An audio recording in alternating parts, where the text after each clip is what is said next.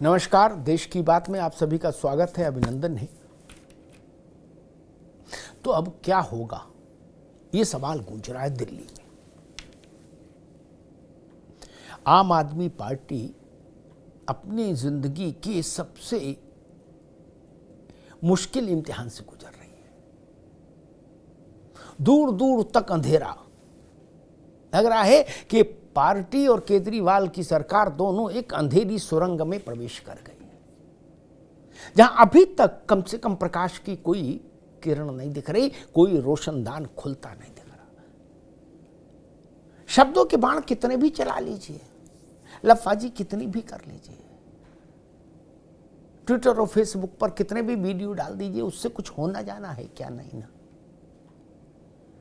दिन में एक प्रेस कॉन्फ्रेंस करिए चाहे 4 करिए, एक आदमी करे चाहे 4 नेता करें, उससे कुछ फर्क नहीं पड़ रहा। सच्चाई ये है कि आम आदमी पार्टी के एक एक करके बड़े नेता जेल जाते जा रहे हैं और अरविंद केजरीवाल के जेल जाने के बाद जब अंधेरा और सघन हो गया और घना हो गया, तो छटपटाहट में से आम आदमी पार्टी ने एक कोशिश की कि भाई अरविंद केजरीवाल हाई कोर्ट का दरवाज़ा खटखटाए, ये कहते हुए कि मेरी गिरफ्तारी का आधार गलत है, मेरी गिरफ्तारी तो हो ही नहीं सकती थी। मुकदमा किया।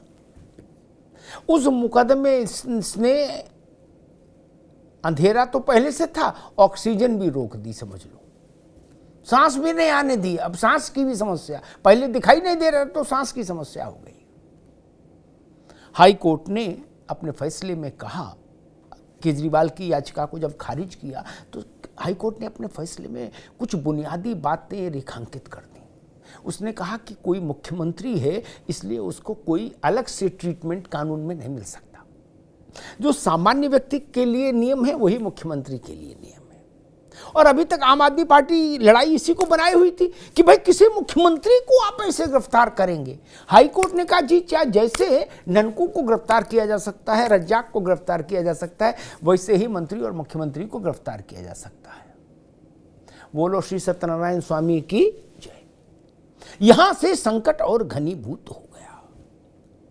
दूसरा तर्क था आम आदमी पार्टी का कि चुनाव से रोकने के लिए हमको, हाई कोर्ट ने कहा इस बात का कोई लेना देना नहीं गिरफ्तारी से कि कब चुनाव है और पहले चुनाव है कि बाद में चुनाव है। चुनाव से क्या लेना देना, हमारा कोर्ट का क्या लेना देना। तीसरा तर्क था कि जो पहले आरोपी थे उनको बाद में गवाह बना दिया गया डरा धमका के, और इसलिए केजरीवाल को, उसके चलते केजरीवाल को फंसा दिया गया।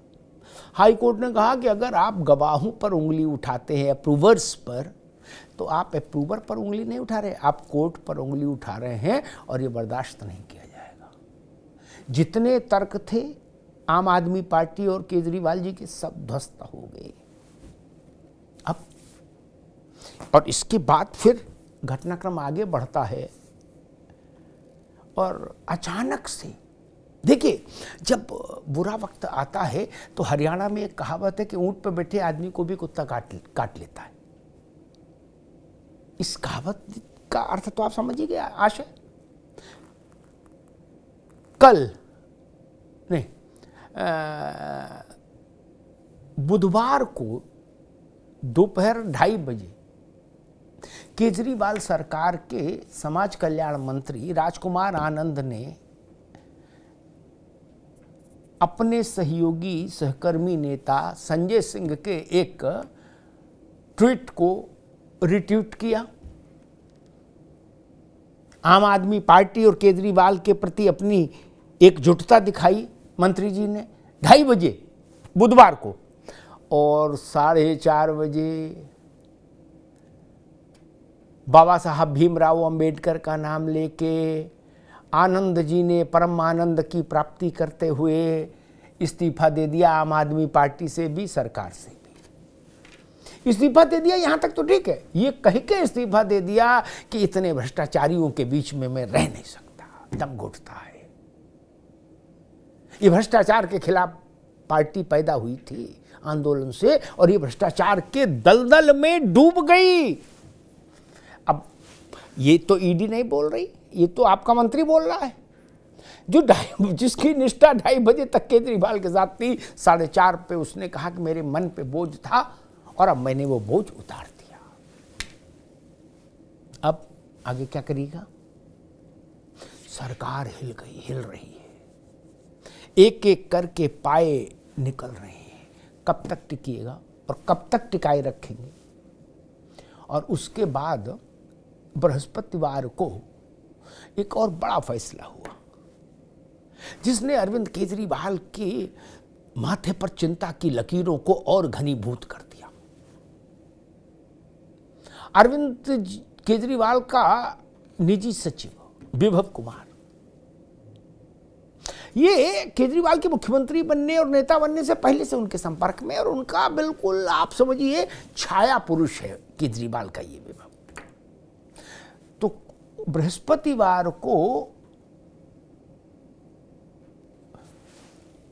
जब लोग नवदुर्गा अपने नवरात्र के दैनिक पूजा पाठ से निवृत्त हुए तो अचानक से उनको एक खबर सामने आती है कि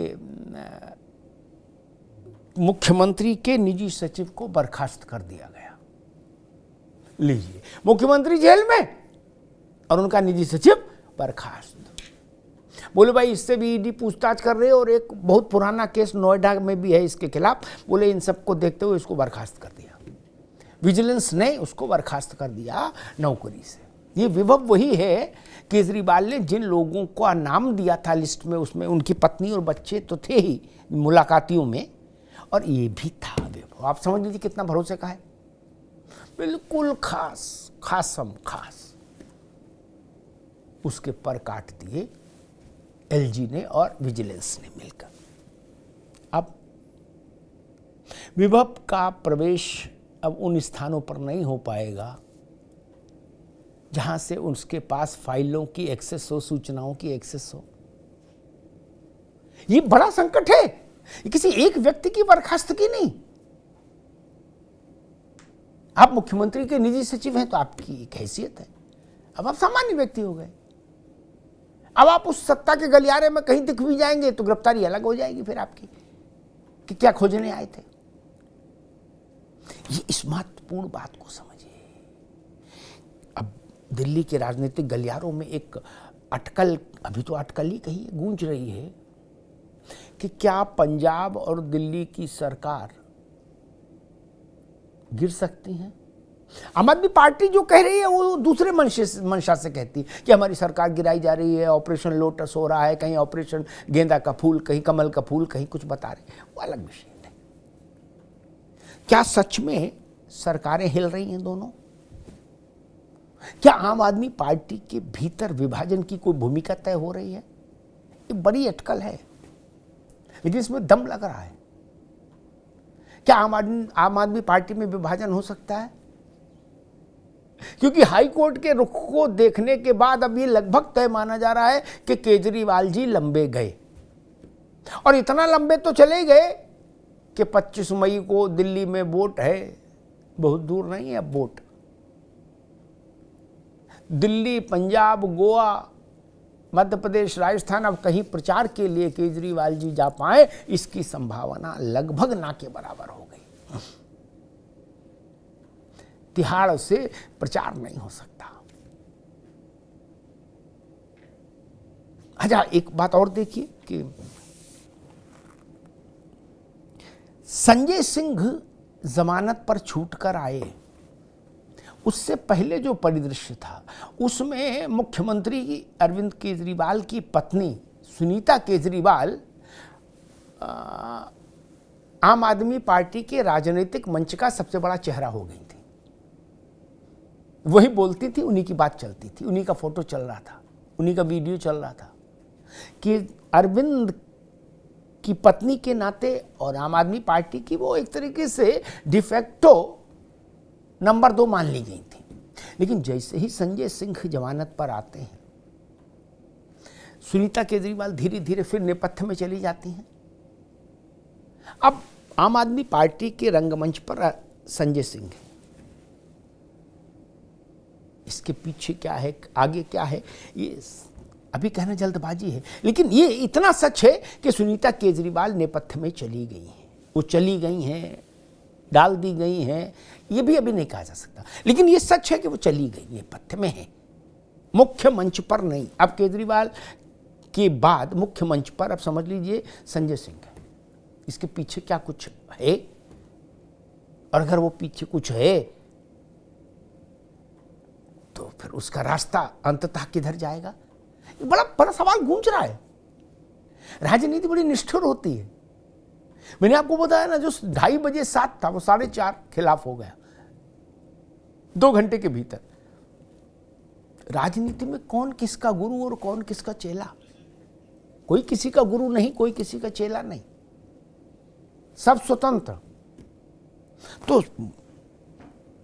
कहा जा रहा है कि आम आदमी पार्टी विभाजन का शिकार हो सकती है, एक। और दूसरा, दिल्ली जो आम आदमी पार्टी का नाभि स्थल है, मूल आधार केंद्र है, वहां भी चुनाव है 2025 में।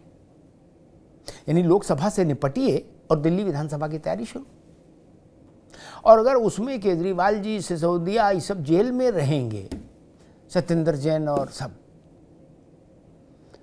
तो चुनाव कौन लड़वाएगा, तैयारी कौन करेगा, कैसे होगी, टिकट कौन मांगेगा, कार्यकर्ताओं का उत्साह भी रसातल में चला जाएगा। बहुत सारे संकट। जिस ढंग से कल केजरीवाल सरकार के नहीं, जिस ढंग से बुधवार को केजरीवाल सरकार के मंत्री का इस्तीफा हुआ है, उसने तमाम अटकलों को पर लगा दी है। 2 बातें साफ हो रही हैं, केजरीवाल जल्दी बाहर आए इसकी संभावनाएं लगभग ना के बराबर हैं। और दूसरा, राजकुमार आनंद के जरिए क्या आम आदमी पार्टी में कोई बड़ा खेल होने वाला है। नज़र बना के रखिए, पिक्चर अभी बाकी है मेरे दोस्त। धन्यवाद।